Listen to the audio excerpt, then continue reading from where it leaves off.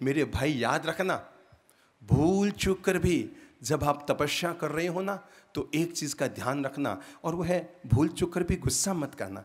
जब भी आप उपवास करो तो उपवास के पहले 3 बातों का ध्यान रखो। जिस दिन उपवास कर रहे हो उस दिन 3 बातों का ध्यान रखो। उपवास के अगले दिन 3 बातों का ध्यान रखो। उपवास के पहले दिन 3 बातों का ध्यान रखिए। नंबर 1, अगर आपने मन बनाया है कि कल मैं उपवास करूंगा, तो पहला ध्यान रखिए, पहले दिन शाम को गरिष्ठ भोजन मत कीजिए। पहली बात, अगर आपको लगता है अब मुझे तेला करना है, अब मुझे अठाई करनी है, अब मुझे एक उपवास करना है, पेट को आप जितना हल्का रखेंगे ना, आप उतने स्फूर्तिवान बने रहेंगे।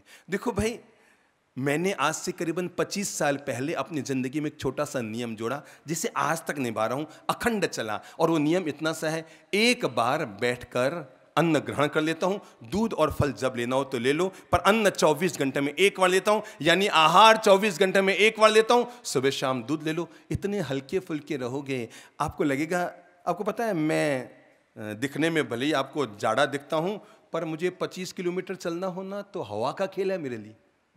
अभी भी 50 साल की उम्र पार करने के बाद भी 25 किलोमीटर चलना हो तो हवा का खेल है, क्योंकि सीमित खाता हूं, संयमित खाता हूं, और जो सीमित और संयमित खाता है वो परिमित जीता है। जो सीमित और संयमित खाता है वो अपनी जिंदगी में परिमित जी भर की जिंदगी जीता है। आपको जानकर आश्चर्य होगा, विगत 25 साल में कभी डॉक्टर के हाथ में मैंने अपना हाथ नहीं पकड़ाया। स्वस्थ रहता हूं, बिल्कुल स्वस्थ रहता हूं, मस्त रहता हूं, हर हाल में मस्त रहता हूं। लोग बस्ती में रहते हैं, हम मस्ती में रहते हैं। हर हाल में जिंदगी में माथाफोड़ी करती नहीं है, टेंशन करती नहीं, कौन क्या कर रहा है इस पे नजर कभी नहीं डालती है। तुम्हें क्या करना है इसका विवेक पूरा रखते हैं। पूरी जिंदगी में इस पाठ को जीवन में जिया है, कौन क्या कर रहा है, क्या कह रहा है, कैसा जी रहा है, कभी भी नजर डाली नहीं। दुनिया में कैसा हो रहा है, हर हाल में प्रसन्न रहो ना। छोटी सी जिंदगी है, काहे के टेंशन पालते हो, काहे के माथाफोड़ी पालते हो, काहे के छाती कूटे पालते हो। पूरी दुनिया को सुधारने का ठेका भगवान ने न तो आपको दिया है ना मुझे दिया है। अब अपन लगे ही रहेंगे, मारो बच्चे हड़ो, मारो बच्चे हड़ो, मारो बच्चे ठीक रहो। भाग्य भरोसे छोड़ दो यार, मस्त रहो, प्रसन्न रहो हर हालत में।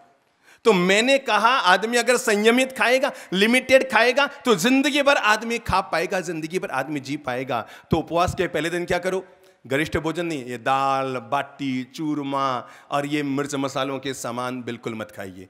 जिस दिन उपवास करना हो पहले दिन शाम को हल्का फुल्का खाना, जैसे कड़ी खिचड़ी खा लो। एक बार आप ऐसा उपवास करके देखिएगा। अब तक तो आपने ऐसे ही किए, भाई काले उपवास है, अच्छा पति भी पास में बैठा है, कहते हैं काले तेरे उपवास है, खा ले और खा ले, थारे काले उपवास है, खा ले और भी खा ले, थारे उपवास है और भी खा ले। अरे भाई कल उपवास करना है, उसका पेट आज थोड़ी भरेंगे। कल उपवास करना है, खाओ खाओ खाओ का नहीं हो। एक बार क्या हुआ, एक पूना की लड़की थी, उसकी शादी हो गई घोड़ नदी के पास एक गांव में। तो शादी के बाद पहली बार लड़की और जमाई को वापस बुलाया जाता ना, ऐसे एक बार जीमण पे घर पे बुलाया गया। तो लड़की ने ससुराल में देख लिया था उसका पति की क्या आदत थी, वो तो मोटी मोटी रोटी खाता, गांव के लोग थे मोटी मोटी रोटी खाते। अब पूना में पहली बार उसका पति शादी के बाद आया, खाना खाने बैठा, उन्होंने छोटी छोटी सी पूड़ियां बनाई थी इतनी, तो वो तो पूरी एक पूड़ी उठाता सब्जी में डालता और सीधा अंदर, एक पूरी उठाता फिर सब्जी में डालता सीधा अंदर। पत्नी को लगा मेरी नाक उतारेगा ये कि पूरी की आखी पूड़ी खा रहा है। तो वो कोने में गई और हाथ से मेरे हाथ को देखना, मतलब क्या करो, एक का। उसने समझा पत्नी कह रही है एक साथ दो खाओ, और उसने सीधे और उसने एक की बजाय पत्नी ने सिर पीट लिया। जो खाने की संस्कृति में जीता है उसको हमेशा एक का दो खाना सूझता है, और जो त्याग की संस्कृति में जीता है उसे हमेशा एक का आधा खाना सूझता है।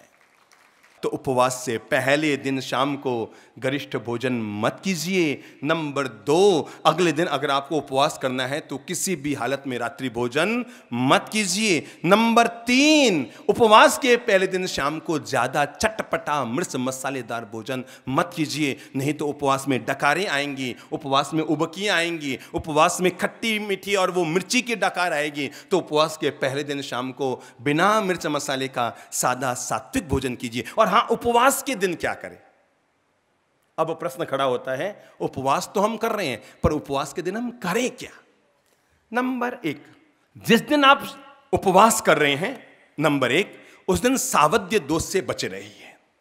ऐसा कोई काम मत कीजिए जिसमें किसी भी प्रकार की हिंसा होती हो, ठीक है ना। ऐसा कोई कर्म मत कीजिए जिसमें किसी भी प्रकार की हिंसा होती हो।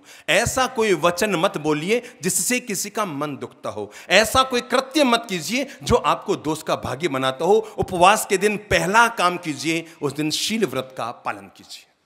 जिस दिन भी आप उपवास करते हैं या एकासन करते हैं या एम्बिल करते हैं या व्रत करते हैं, कुछ भी आप कर रहे हो, व्रत करें, एम्बिल करें, एकासना करें, कुछ भी करें, पर उस दिन क्या करेंगे? शील व्रत का पालन कीजिए। नंबर 2, उस दिन को गप्पे मारने में मत बिताइए, टीवी के सामने। अब 1 बज के उपवास नहीं बिताए, ले यार टीवी चला, फिल्म देखा। एक उपवास में टीवी के सामने मत बैठिए। उपवास में पहला काम सावध्य दोष से बचे रहिए, शील व्रत का पालन कीजिए। उपवास में दूसरा काम कीजिए, स्वाध्याय कीजिए, जरूर कीजिए। अगर आप सामायिक भी कर रहे हैं तो सामायिक में केवल यूं ही मत बैठे रहिए। अगर आप अकेले घर में सामायिक कर रहे हैं, आधे घंटा मंत्र का जाप कीजिए, आधे घंटा नौकार मंत्र की माला जपिए, आधे घंटा बैठकर कुछ कर लीजिए। पर आधे घंटा, अगर आप सामायिक 1 घंटे की कर रहे हैं, 50 मिनट के कर रहे हैं, तो 25 मिनट तक मंत्र जाप कीजिए। पर 25 मिनट तक किसी भी अच्छे शास्त्र, किसी भी पवित्र किताब का स्वाध्याय जरूर कीजिए। अपने घर में महान शास्त्रों को रखा करें। अपने घर में जो अच्छी अलमारी है, वहां पर हम अपने अपने धर्मों के महान शास्त्रों को रखें। आप अगर माहेश्वरी है, अग्रवाल हैं, आप अपने घर में गीता रखें। अगर आप जैन धर्म में पैदा हुए हैं, आप अपने घर पर आगम रखें, कल्पसूत्र रखें, आचारांग रखें। पवित्र शास्त्रों को अपने घर में जरूर सम्मान दीजिए। यह शब्द दिमाग में से निकाल दीजिए कि आसाधना होती है। हम अच्छी किताबें घर में न रखें तो आसाधना होती है और हमारी जिंदगी गलत रास्ते जाती है। जिनके घर में होती है अच्छी किताब, एक अच्छी किताब हमारे जीवन की वो गुरु होती है। आप हमसे अगर बात करना चाहें तो रात को 12 बजे न तो हमसे मिल सकते हैं, न बात कर सकते हैं, पर हमारी किताब अगर आपके पास है, रात को 12 बजे नींद खुली, आप अच्छी किताब उसको खोलकर हमसे बात भी कर सकते हैं और हमसे जुड़ भी सकते हैं।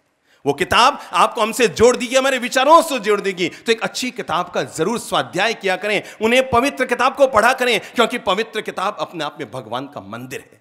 आपको जानकर आश्चर्य होगा, पूरी दुनिया में, केवल भारत का नहीं कह रहा हूं, पूरे विश्व का, ग्लोब का कह रहा हूं, पूरी दुनिया में जहां भी न्यायालय है, वहां पर किसी भी न्यायालय में न तो भगवान की मूर्ति के नाम पर शपथ दिलाई जाती है और न ही किसी महाराज को बुलाकर शपथ दिलाई जाती है, न ही किसी गॉड के नाम पर शपथ दिलाई जाती है। पूरी दुनिया में जहां पर भी न्यायालय में किसी भी बात को लेकर शपथ दिलाई जाती है तो आदमी के हाथ में क्या दी जाती है? एक, जोर से बोलो, जोर से बोलो, एक किताब दी जाती है और उस पे हाथ रख के कहलाया जाता है, बोलो अब मैं जो भी बोलूंगा सच बोलूंगा, सच के सिवा कुछ नहीं बोलूंगा। आप समझ सकते हैं एक किताब का जिंदगी में कितना महत्व होता है, क्योंकि एक किताब आदमी के जीवन को ये बोध देती है कि मैं जब भी बोलूंगा बोलूंगा, सच के सिवा कुछ नहीं बोलूंगा।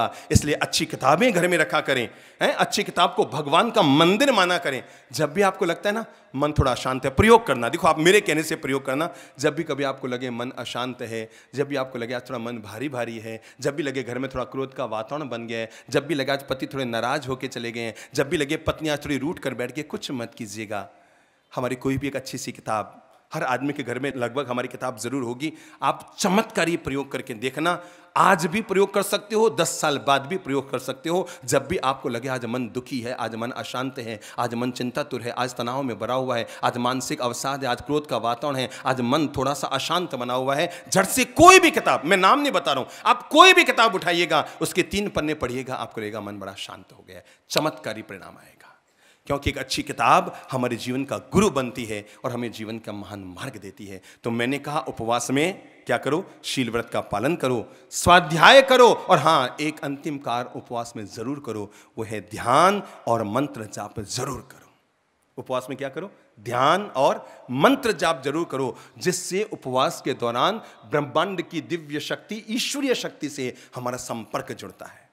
देखो भी, दाल रोटी खा के बैठे ना तो जाप वाप होता नहीं है, फिर तो 2 मिनट नौकार मंत्री माला जपा, झपकी आनी शुरू हो जाती है। पर आज उपवास है ना, शाम को आप ध्यान में बैठे हैं, कोई झपकी नहीं आएगी, कोई नींद नहीं आएगी, कोई प्रमाद नहीं आएगा, कोई आलस्य नहीं आएगा। आप बहुत आराम से मंत्र जाप करते हुए तपस्या का आचरण कर लेंगे। हाँ, जिंदगी का हिस्सा बनाइए। नंबर 1 तपस्या, जो मिटाएगी आपके जीवन की समस्या, और नंबर 2 सामायिक, जो जीवन में देगा आपके समता योग।